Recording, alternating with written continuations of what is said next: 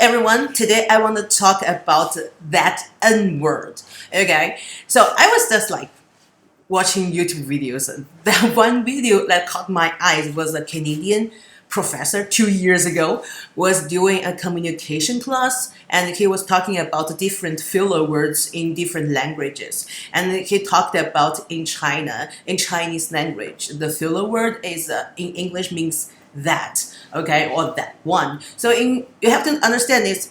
When we everybody, when you're thinking about something and you just get to the next phrase, you're like, oh, that one, okay, well, I see, oh, it's something like that. So in Chinese, the filler words normally people use from all over the place is that or that one.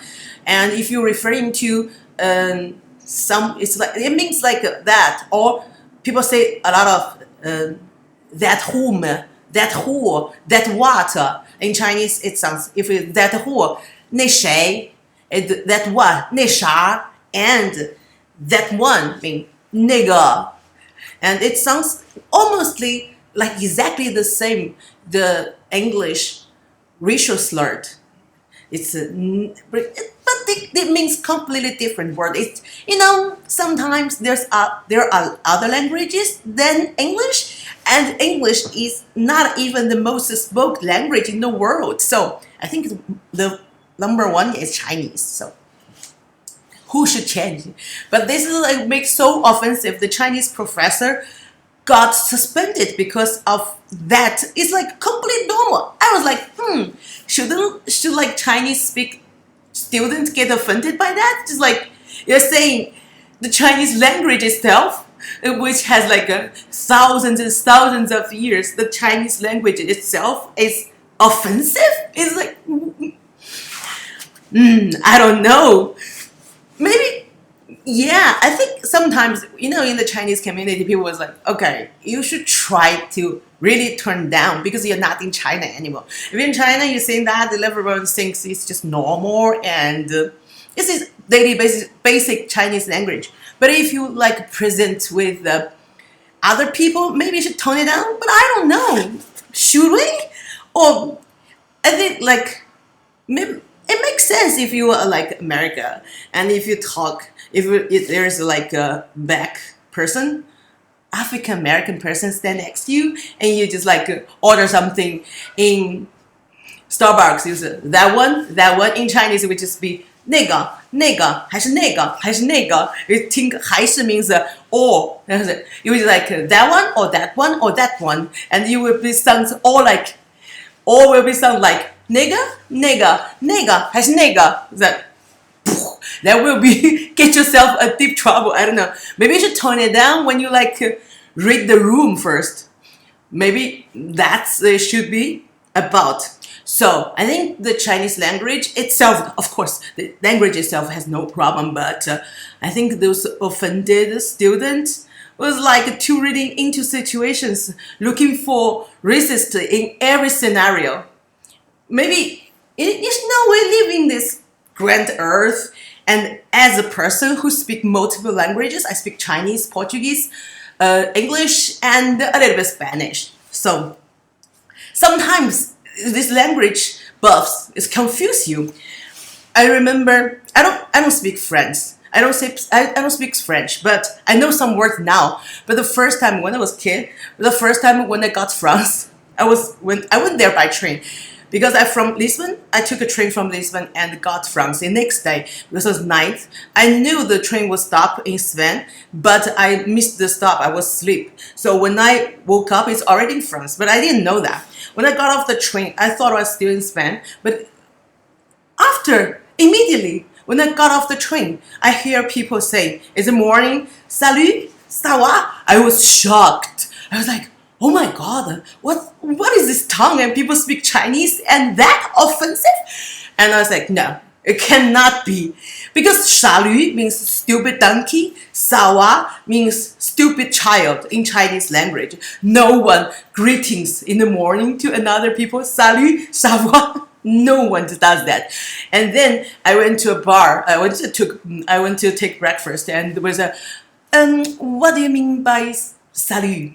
Sawa. It was just normal greeting stuff. So if like to a Chinese person's ears, when you hear salut, sawa, it just means stupid donkey, and stupid child. It's like, okay. This language is thing because it's all sounding to your ears. It doesn't mean anything. If you're greeting the Chinese people, use French, you say salut, it's like, fuck you. And we're like, 你妈什么事你有病哦你? Because you will get this kind of reaction. And another thing is, when I was working in a restaurant, when I first got Portugal, I was working in a restaurant, and there was a German couple came every day, and they always say cheese when they get out. When they leave the restaurant, they would always say cheese. I was like, who told them Chinese? And did they tell them cheese is like a good thing to say to a Chinese person's face? I was like, no. And then I went to somebody, I asked a Portuguese friend, what do you mean by cheese? I said, oh, this is German for bye, for goodbye, for bye. I was like, oh, really? Oh my God, the sounding Chinese is go die. Cheese is 2 words. Go, 去 means go. 死 means die. It's go die. I was like, okay. It just means bye. But I think in the Chinese language, and I think all human beings come from the same point, because goodbye actually means be with God, or God be with you. It means go to be with God. In Portuguese, it's adios.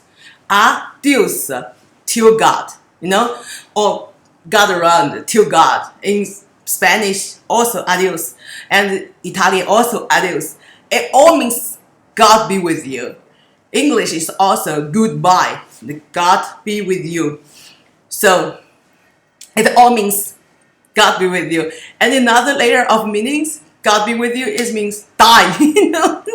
When you're gonna be with God, die, dead person. So maybe it is the same origin. Go die and goodbye maybe means the same thing. I don't know, but just for you to know, people saying bye in China is 再见. It's a see you next time, it means. And people don't say go die. But in the German language, it sounds cheese is go die. So there is so funny things and different languages. There's no need to be offended. And if you are talking from another perspective, like, okay, please read the room and like adjust to the environment, maybe from that point of view, it's like doable. And as Chinese persons go around, even if you speak to another Chinese person, you should read the room and don't try to provoke. And but in the professor's case, he was like actually teaching a class, and he used the word that, nigger. Well, someone get offended, but you should get over yourself. This is a class. It's like if you're talking about like the history of discrimination against the gay, against the transgender. It's just history. You cannot forbid them to say that. It's just like a basic knowledge. And if you're like talking about the daily lives, if you are in a different environment, maybe tone it down and be aware of the situations. That's better. Okay, that's my opinion. I think this is funny, especially when you speak multiple languages, and you will see a lot of this confrontation, a lot of this outrageousness. I'm like, it's just like narrow-mindedness. If you're like really trying to understand, or if you can learn another language, you will be much more acceptable about a lot of stuff. That's what I think. So that's it for today. Bye bye, everybody.